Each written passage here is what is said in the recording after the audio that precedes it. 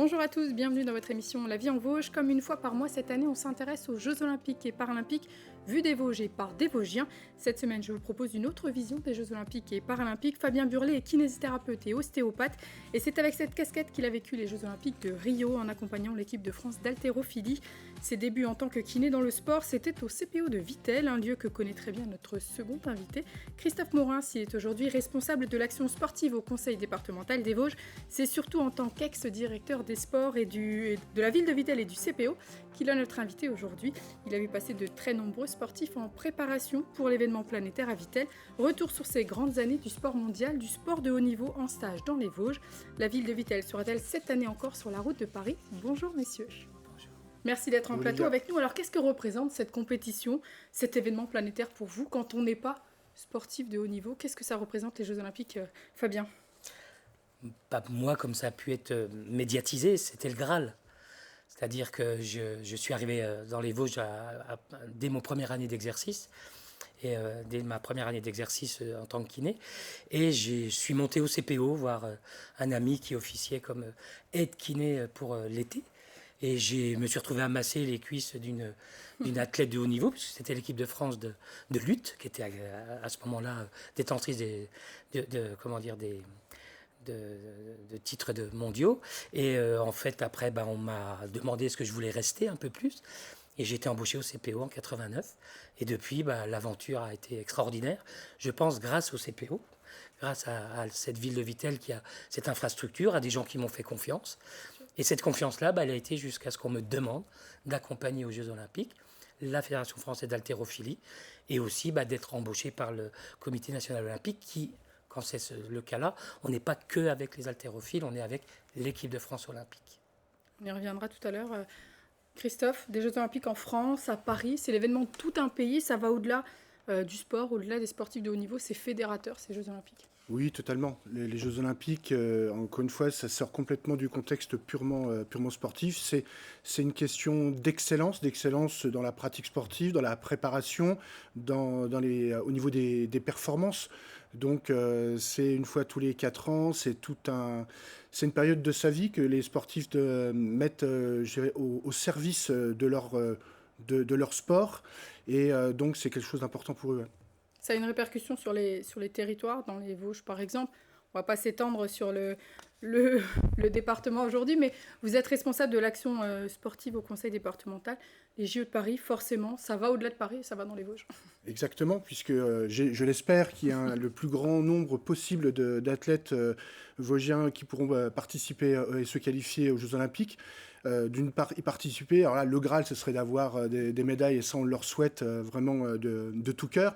Mais c'est vrai qu'il y a toujours un focus. Dès lors qu'il y a un focus qui est mis sur un athlète, ça rejaillit sur le territoire, qu'il soit local, départemental et même au-delà, oui. Fabien, vous serez à Paris cette année, oui, en tant que bénévole. Voilà, je serai volontaire. Voilà, je me suis porté volontaire pour apporter mon expérience et puis donner un coup de main. Et je pense que c'est le rôle aussi, après avoir été emmené à Rio, et de pouvoir donner un coup de main aux volontaires à l'organisation de Paris. Donc ce sera sur les Jeux paralympiques? Jeux paralympiques, ma candidature est retenue pour 5 jours à la Chapelle Arena. Pourquoi? Pour normalement une mission qui m'est encore un petit peu inconnue, superviseur général. 3 épreuves donc au programme à Chapelle Arena, donc la JRS, l'haltérophilie, donc handisport et puis le badminton. Une manière différente de voir les Jeux, de vivre les Jeux? Pour moi, tout à fait. Je pense que ce sera... Alors, je dois quand même dire que Rio était une très belle organisation française, mais c'était quand même peut-être un des pays les plus pauvres qui recevait au niveau mondial, international, ces Jeux. Donc, ça a été dur pour nous, Français. On était dans la période des attentats de Paris. Donc, on avait aussi des consignes de pas... Moi, j'avais 5 kilomètres à faire tous les jours pour rentrer à ma chambre, n'étant pas logé au village olympique, pour officier du matin au soir au village, être obligatoirement sorti du village à 9h du soir. Donc on prenait la route et puis il n'y avait pas de passage, il n'y avait pas de transport officiel, donc on rentrait à pied dans la foule à travers tous les sites qui nous ramenaient à notre camp de base. Oui, la volontaire Paris Olympique, je pense que ça va être le même cirque pour circuler, pour s'y rendre, mais on va être dans la grande fête. Ça va être un grand moment. Alors, on va voir des images dans quelques instants, des images d'haltérophilie.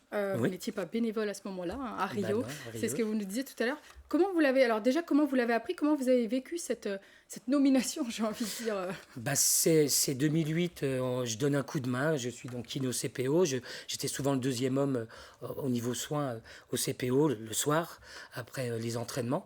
J'ai énormément donné de coups de main à beaucoup de fédérations. Et là, l'haltérophilie, un jour, ils sont venus punis à Vittel sans kiné. Et on leur a dit, vous n'aurez que Fabien le soir, il ne sera pas là la journée. Et en fait, ça a super bien marché avec les athlètes et ils m'ont demandé, donc j'ai commencé championnat d'Europe, championnat du monde pendant 2 ans. Et ça a été nommé 6 mois avant à peu près, pour me dire c'est toi qui vas au jeu. Et là, la machine est en branle, donc non seulement on voit les jeux arriver, enfin venir, mais on a toutes ces étapes de qualification olympique. Et là, j'ai eu la chance de partir à Rio avec 5 athlètes et une remplaçante. 5 athlètes au niveau jeu, c'était pas si... Là, on voit les échecs de comment ça s'appelle, de Benjamin, pas à Rio, mais si, c'était à Rio, Si, mais c'est à bon, Rio, ça va oui, passer. Oui. Non, parce qu'il avait fait 2012. Il a fait 2012, mais c'est Rio. Il avait c'est fait les images de Rio. une contre-performance. Mais voilà, donc c'est une histoire humaine importante, mais là, la pression, elle est monstrueuse. L'aspect médical est tellement important dans la préparation d'un athlète. Des fois, on a tendance à l'oublier, mais c'est... C'est journalier, c'est quotidien, c'est en permanence, surtout dans ce sport d'une exigence extraordinaire. Hein, c'est quand même un sport, on va dire, fatigant et pour les articulations et pour la santé. Donc on est là, on est omniprésent la nuit, le matin, le soir. Et lors des Jeux, c'était ça l'objectif, c'était d'être aussi bien à leur côté quand ils ont eu leur parcours qualificatif. Et d'être vraiment à leur service, et ils m'ont remercié pour ça. Comment on vit les JO quand on est kiné? Sur le bord du terrain quand même, dans les coulisses? Comment ça se passe? Là, moi, j'ai la chance d'être dans les coulisses des épreuves, puisqu'on a le droit à 3 personnes présentes. On avait déplacé très peu d'autres personnes, parce que les places étaient très limitées, tant au village olympique, où il n'y avait jamais eu autant d'athlètes à Rio, plus de 430 athlètes. Donc il manquait des chambres. Donc moi je sais que je n'ai pas pu dormir sur place. Il y avait un quota par rapport au nombre de participants en haltéro. Ils étaient 5 athlètes, donc 5 catégories. Et donc il n'y avait que 2 accompagnants possibles, entraîneur et puis DTN. Et puis moi, j'étais à l'extérieur. Mais on vit ça comme tout, comme une énorme pression. Et j'ai fini les Jeux Olympiques un samedi soir à 22h30 et à 11h on était dans l'avion de retour. Ah oui, c'est très c'était un grand moment, de grands souvenirs. Un grand moment de grands souvenirs. On partait pour laisser la place à l'athlétisme qui arrive, il n'y avait pas assez de place comme je vous ai dit. Donc ceux qui avaient fini leur jeu devaient laisser leur place et la Fédération française d'haltérophilie laissait sa place à la 2e quinzaine. Alors, tout a commencé au CPO. Le CPO, vous connaissez bien, Christophe, Centre de préparation Omnisport, hein, c'est bien ça, on en parlait juste avant l'émission, qui a une histoire particulière avec les JO. Christophe, ce centre, il faut remonter aux années 70 avec Munich, hein, c'est bien ça? C'est ça, en fait, construction dans les années 1970-1971 afin d'accueillir la délégation française en préparation avant les Jeux Olympiques de Munich. Et depuis, il y a toujours eu cette histoire, quelque part, d'accueillir... Alors, le sport pour tous, ça va des écoles jusqu'à l'excellence sportive, les Jeux Olympiques, les préparations de Coupe du Monde de football et autres compétitions internationales. Alors, c'est vrai que ça passe par les installations, et je rejoins totalement ce que disait Fabien à l'instant, c'est qu'il faut des compétences, et par exemple, sur la partie récupération, kiné, médecin, c'est extrêmement important. Mais là où, en fin de compte, c'est extrêmement important également, c'est la notion de confiance. Et je crois d'ailleurs que si Fabien a été recruté par la Fédération d'haltérophilie à cette époque-là, c'est qu'il sentait et que les athlètes sentaient qu'il y avait un lien et que ça fait partie intégrante de la réussite du sportif. Donc il faut pouvoir conjuguer et additionner l'ensemble de ces composantes pour que l'athlète puisse performer le jour J. L'idée, c'est vraiment de mettre l'athlète au centre du système, en quelque sorte. Et lui doit le sentir. Et lui doit le sentir, ouais, tout à fait. Il y avait déjà une volonté forte, politique, économique aussi, autour de cette création du CPO.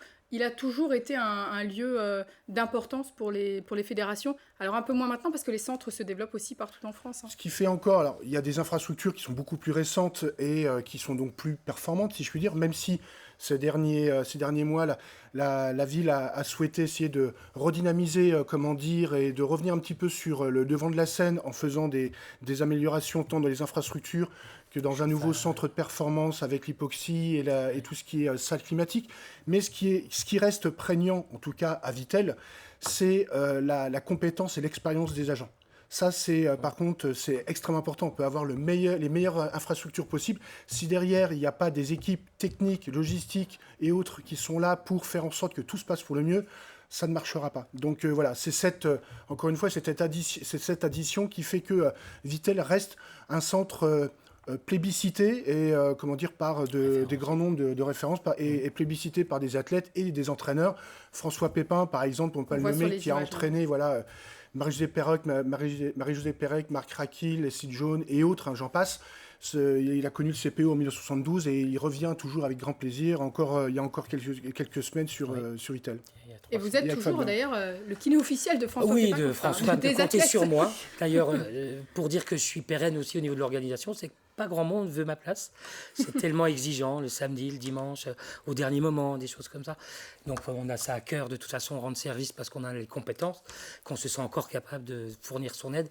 Et au centre de tous les débats, c'est l'athlète. Et l'athlète, quand il souffre, quand il a besoin de nous, on ne peut pas lui dire « Oh bah non, on est présent », mais c'est l'athlète qui nous attire. On parlait des infrastructures, c'est vrai que d'un point de vue récupération aussi, Vittel a quand même ce qu'il faut en tant que kiné, j'imagine que... On a la chance d'avoir toujours été bien équipés en bain froid, en bain chaud, en sauna, en hammam. Et puis nous, on parle récupération passive, nous-mêmes, avec le kiné. Mais c'est vrai que tout était sur place. On avait aussi le bonheur de pouvoir se déplacer au niveau du centre thermal, qui est aussi une infrastructure encore plus, avec une logistique différente, et qui a eu à avoir des partenariats avec des équipes ou des fédés. Mais tout ça, c'est des enjeux qui faisaient que Vittel était vraiment au centre de cet accueil et de cette référence un petit peu pour les sportifs et les fédés. Christophe, vous avez fait de sacrées rencontres, j'imagine. On pourrait parler de 1998, l'équipe de France de handball. Alors, c'était la fin des barjots, le début des costauds. On va voir quelques images. L'équipe de France de handball à Vittel, c'était un grand moment, j'imagine. C'était un grand moment parce qu'en plus, c'était, on va dire, l'équipe phare. Hein. Ça reste quand même la première équipe française de sport collectif à être championne du monde. Et donc, c'est vrai que de débuter une carrière, parce que je débutais, moi, ma carrière à ce moment-là, il y en a qui sont nés qui ont mis la tête dans la marmite, si je puis dire, dès le départ. Moi, j'ai débuté ma carrière par des préparations de championnats du monde et Jeux Olympiques, notamment avec l'opération Vittel Athlète 2000, qui avait vu près de 75% de la délégation française venir à Vittel se préparer pour Sydney. Donc voilà, ça a été vraiment des très très très grands moments, oui. Est-ce qu'on a plus de pression quand on voit arriver, alors là c'était au début de votre carrière, c'est difficile d'avoir de la pression tout de suite, mais de voir des athlètes comme ça, une exigence, comme vous parliez tout à l'heure, cette exigence qu'on recherche. On sait qu'on n'a pas le droit à l'erreur en quelque sorte. Oui, mais j'ai envie de dire, bon là, je venais de finir ma carrière de nageur, où on avait déjà cette notion d'essayer de donner le meilleur de soi-même et d'être performant le jour J. Donc quelque part, c'était un peu la continuité. Malgré tout, bah oui, en tout cas, on sait que, comme je le disais il y a quelques minutes, c'est que l'excellence, elle passe par vraiment l'association et le fait que tous les petits paramètres, si je puis dire, soient vraiment au vert.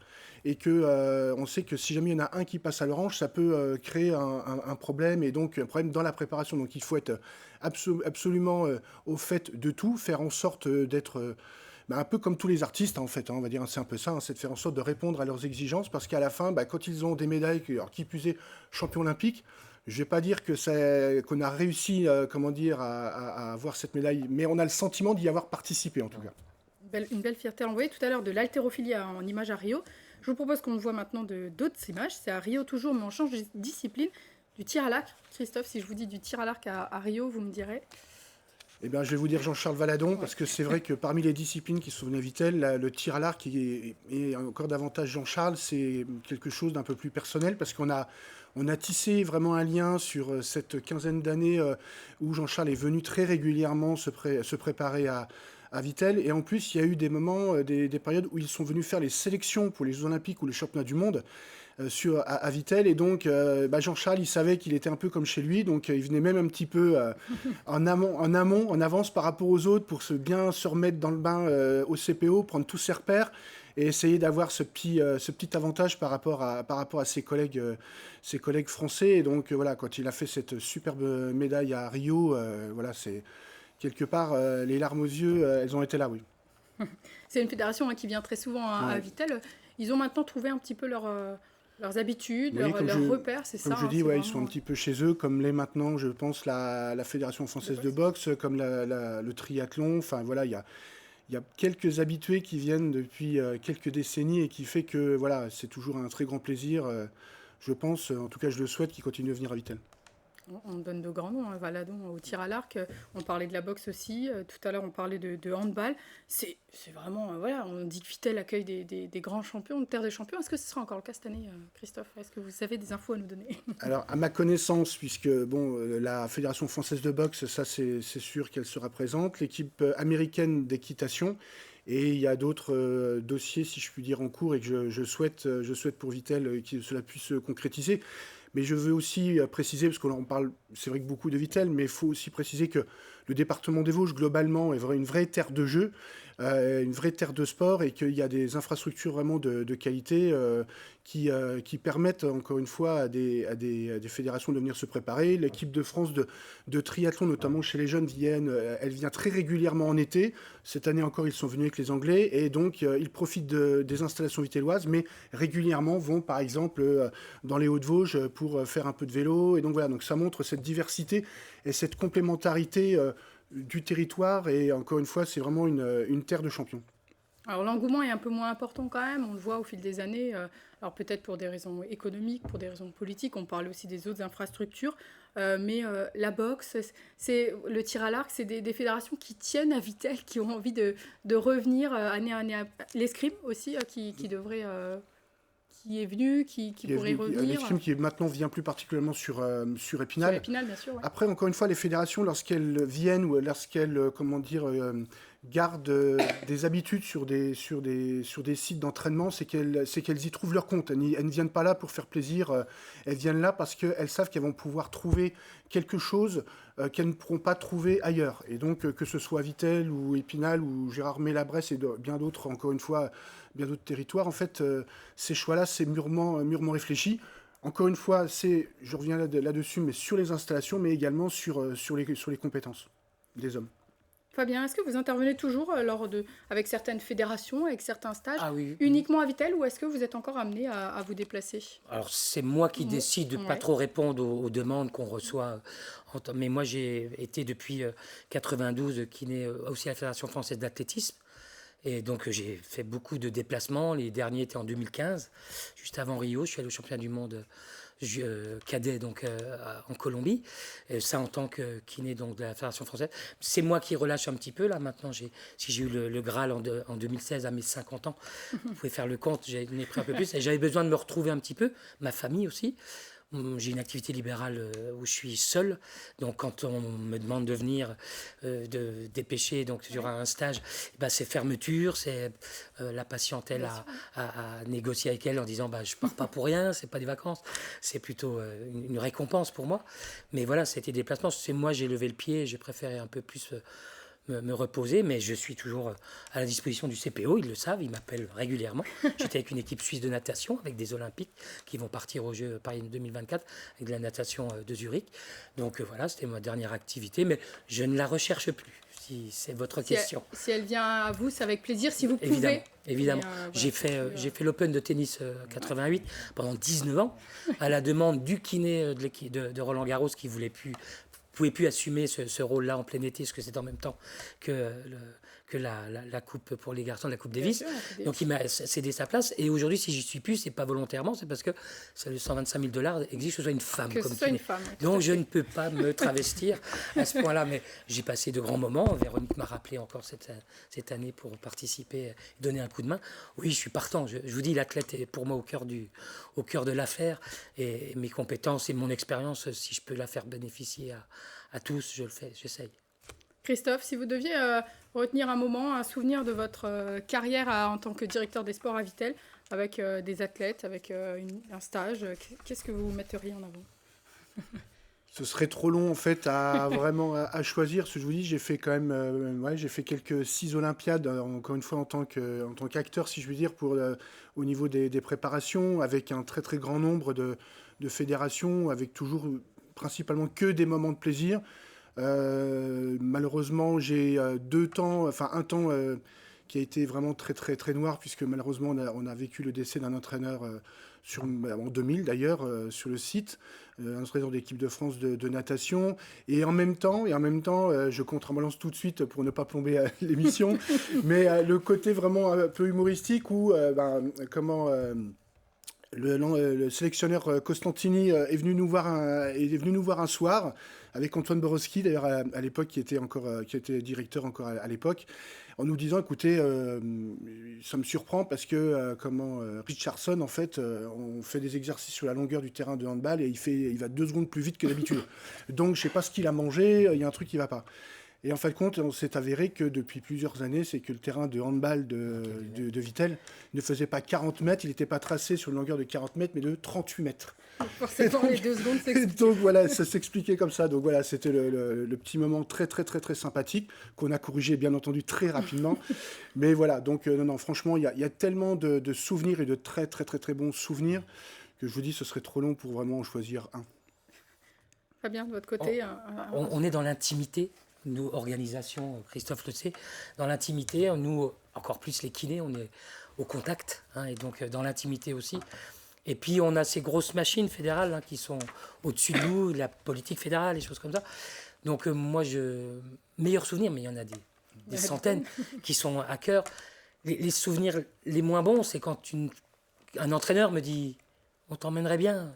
Un athlète comme El Anaoui qui me dit je t'embauche toute une année, tu viens avec moi sur le tennis, il a été jusqu'à numéro 4 mondial.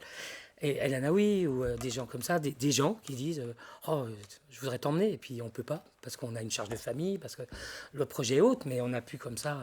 C'est une belle reconnaissance du travail. Voilà, c'est ça. C'était une reconnaissance. Il n'y a pas de photos, il n'y a pas de souvenirs, il n'y a pas de dédicace. Tout est au sein de notre. C'est des moments. Ah oui, c'est des moments extraordinaires. On ne partage pas forcément. Ouais. Qu'est-ce que vous attendez de ces Jeux Olympiques de Paris, que ce soit côté sportif, côté retombées? Qu'est-ce qu'on attend quand on est dans le monde du sport, quand on a vécu les Jeux de près? Qu'est-ce qu'on attend de ces Jeux Olympiques de Paris? Alors moi, ceux de Paris, si je peux commencer, Christophe, mais j'attends surtout de la sécurité, parce que j'ai vécu Rio avec le Bataclan juste un peu avant. Là, pour Paris, j'attends donc de la sécurité, mais surtout... Là, j'entends des choses. Là, j'ai entendu Marie-Jo à une émission dire que dans nos îles, ils allaient promouvoir, grâce à leur titre olympique, le sport santé.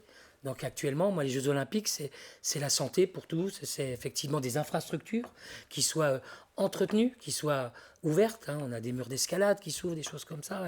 Et dans notre canton, on a aussi l'accès à ce genre de choses, alors que moi, j'allais faire l'escalade sur un rocher dehors, et ainsi de suite. Donc c'est ça, c'est surtout la reconnaissance, et que Paris soit un exemple, plus que de démonstration d'un jour J ou d'une période, mais qui soit en plus un modèle pour la santé, pour la ferveur, et puis pour un public qui soit sain. On parle de l'héritage de Paris 2024. L'héritage de Paris 2024, déjà avant. Ça. Et je pense qu'il y en aura un, il faut qu'il y en ait un. Dans le sens Christophe? Je ne peux que rejoindre totalement ce que dit Fabien, et la notion d'héritage, elle est extrêmement importante. Alors pour moi, c'est aussi la notion de festivité. Pour moi, ça doit être des jeux... ça doit être vraiment très très festif. La notion de sécurité, bien entendu, rentre en ligne de compte. Mais j'ai envie de dire que ce soit très festif, qu'il y ait des superbes performances. Alors quand je dis des superbes performances, médaille ou pas médaille, c'est tellement aléatoire. Je ne vais pas dire aléatoire, mais encore une fois, ces athlètes vont jouer en quelques secondes, quelques minutes, 4 années, voire même plus, de travail intensif, d'investissement personnel, etc. Si jamais ils devaient malheureusement ne pas avoir de médaille, je pense que ce ne sera même pas la peine d'en rajouter, parce qu'ils seront déjà complètement anéantis. Et tu l'as très bien signifié, Fabien, c'est que derrière, on doit montrer la belle image du sport pour derrière, qu'une très grande majorité de Français, plus ou moins jeunes, découvrent le sport et pratiquent une activité physique régulièrement.